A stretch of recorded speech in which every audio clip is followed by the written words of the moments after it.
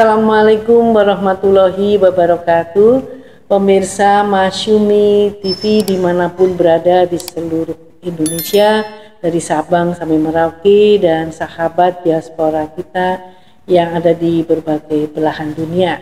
Nah, ketemu lagi dengan saya, dengan Utari Sulistiawati. Dalam kesempatan ini kita akan membahas mengenai pilkada yang sebentar lagi akan dilaksanakan serentak di 37 provinsi di Indonesia, juga termasuk di 508 kabupaten kota. Jadi ini satu perhelatan yang luar biasa, mungkin untuk di Asia kita yang terbesar kegiatan pilkada ini.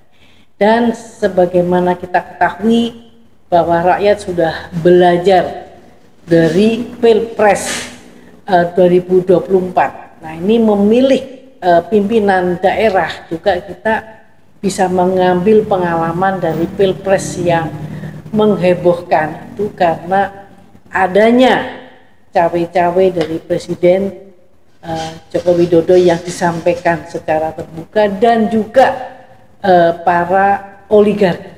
Dan kita tentu berharap bahwa pilkada ini benar-benar berjalan dengan jujur dan adil.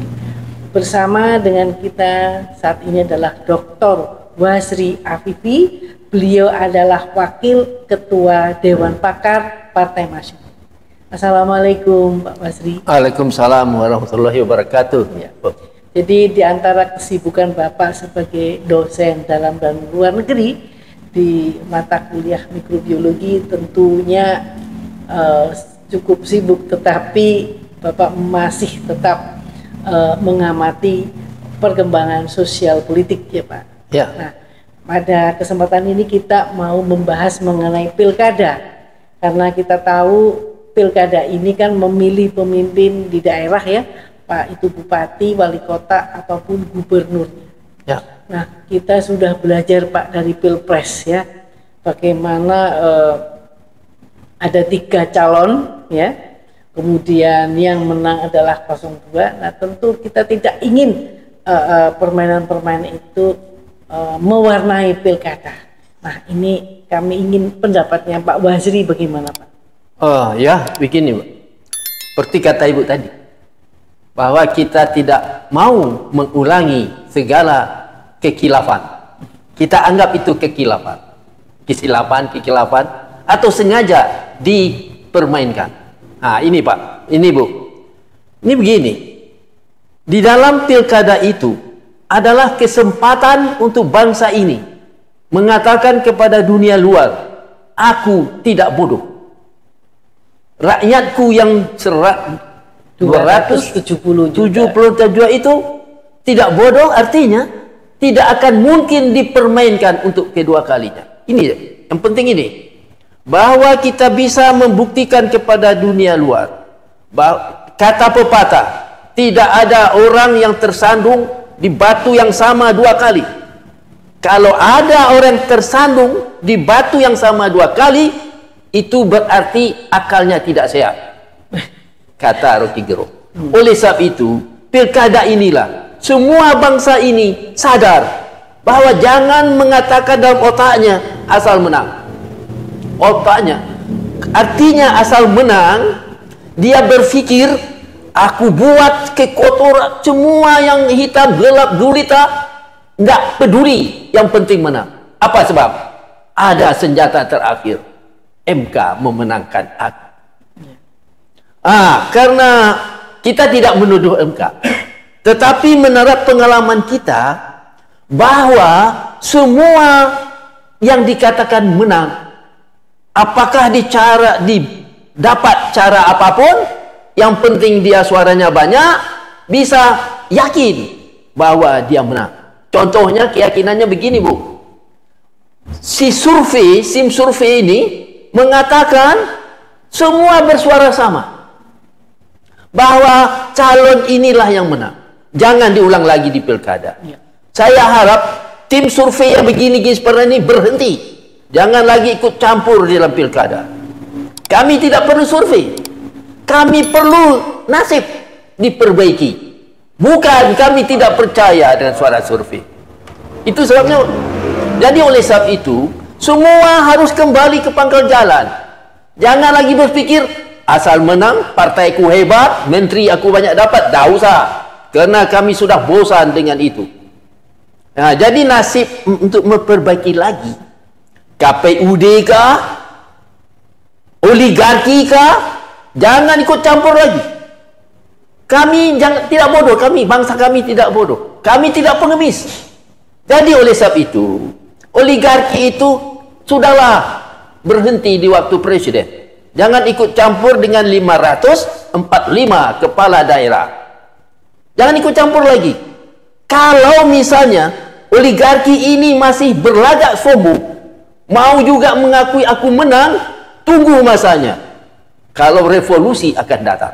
Ini bahaya.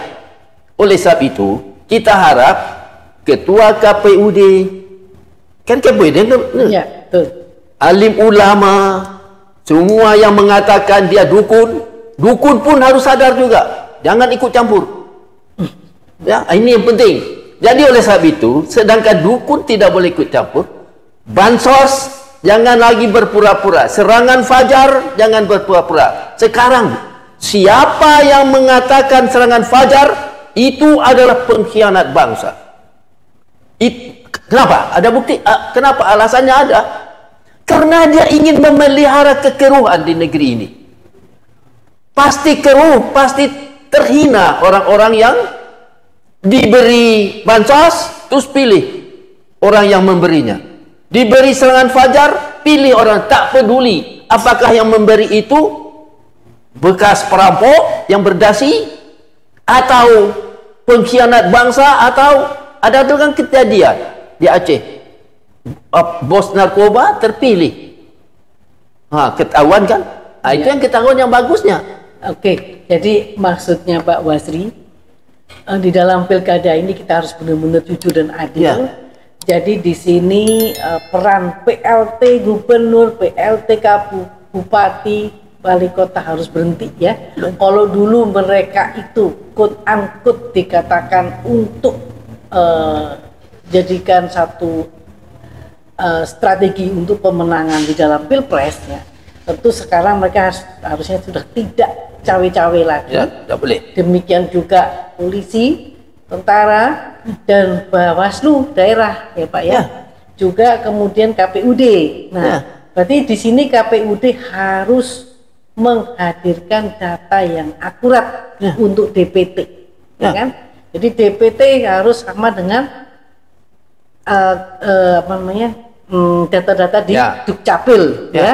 Jadi supaya tidak ada kesempatan lagi, karena saya rasa Pak, kalau nanti daerah juga dikelola sembarangan, sudah hancur Pak, ya kan? Jadi kinerja pemerintah ini juga adalah tergantung dengan kinerja per daerahnya gitu ya. Terus kemudian apa lagi Pak? Ya, ini Pak. Ini contohnya, intinya pembicaraan kita ini. Semua yang terlibat pilkada kembali ke pangkal jalan. Contoh tadi, PLT. Anda itu dipilih PLT bukan untuk pilkada. Mungkin kata serima banyak politik lah di sini untuk presiden. Selesai. Jadi jangan lagi memperburuk bangsa ini, menambah-nambah tugas saudara PLT untuk mencari kemenangan yang tidak pada tempat. Ini contoh, ada satu contoh nih. Kita usul nih kepada orang Papua. Di pilkada Papua itu, kita usul nih ya, apakah diterima atau tidak kan bisa dia pikirkan. Orang-orang Papua ini, karena dia adalah bangsa Indonesia, jangan menyebut dirinya penduduk asli Papua. Apa sebab? Asli Papua ini sebut kata Melanesia. Tidak usah. Kita sebut bangsa Indonesia saja. Jadi perkataan asli dibuang. Apa sebab? Selalu perkataan asli ini menjadikan emosi atau pendapat yang aneh dari Australia. Disebut asli Australia. Di Amerika, asli Amerika. Di Malaysia ada asli juga. Oleh sebab itu, kita harap pada saudara kita di Papua, buang aslinya. Biar dia memikirlah, kita mohon di sini untuk pilkada, tak usahlah sebut asli lagi. Ya.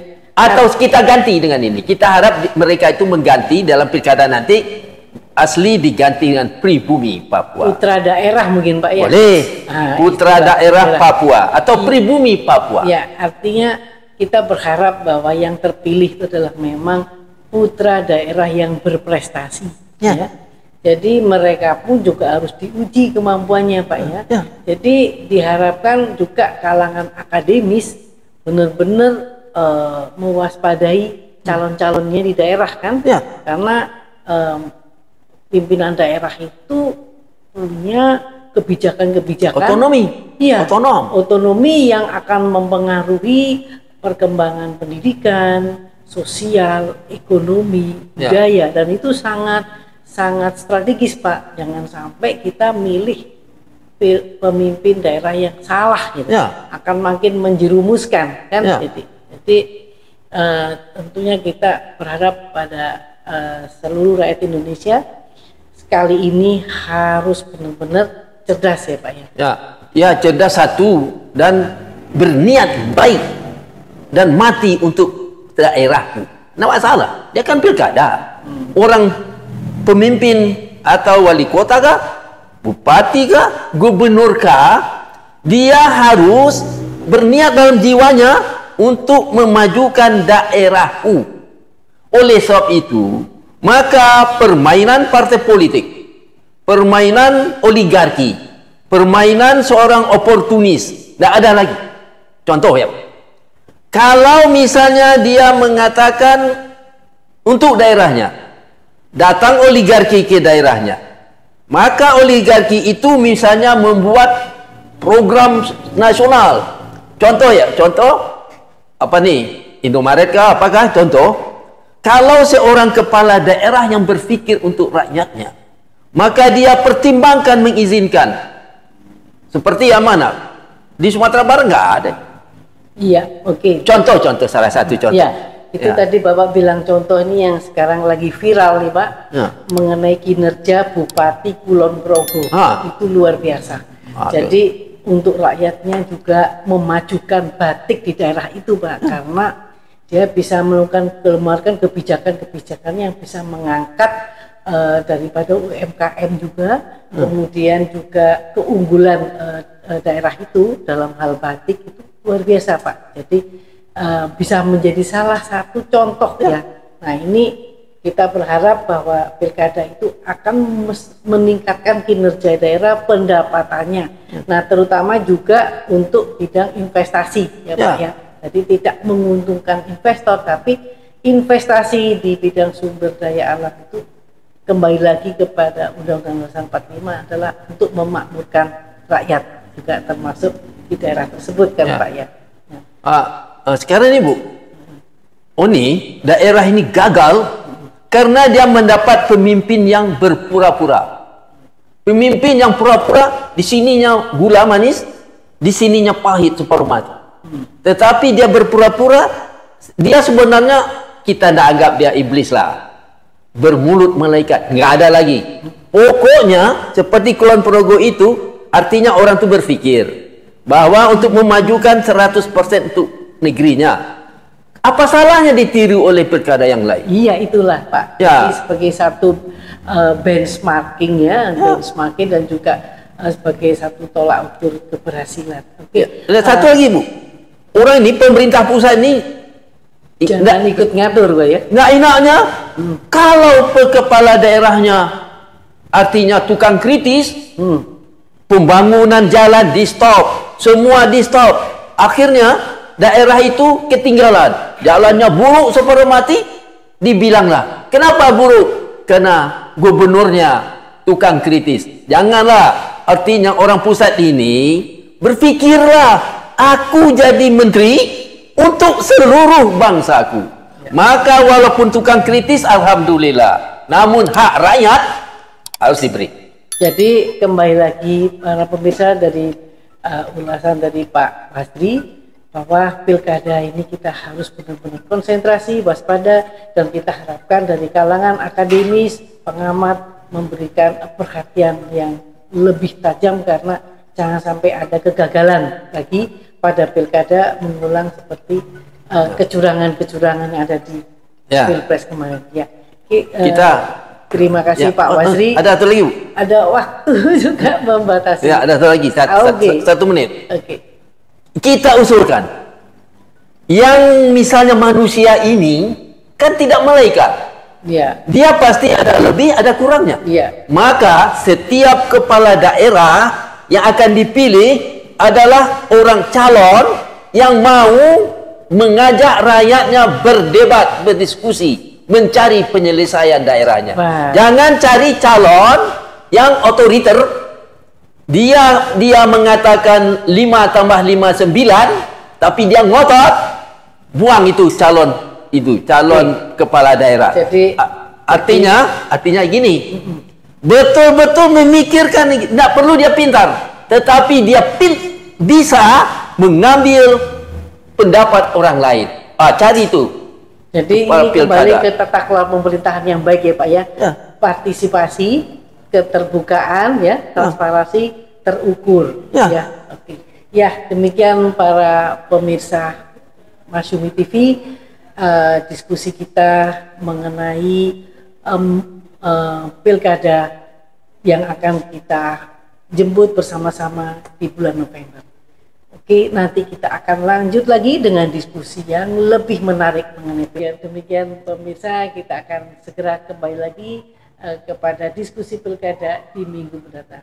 Terima kasih sekali lagi. Wabillahi taufiq wal hidayah. Wassalamualaikum warahmatullahi wabarakatuh.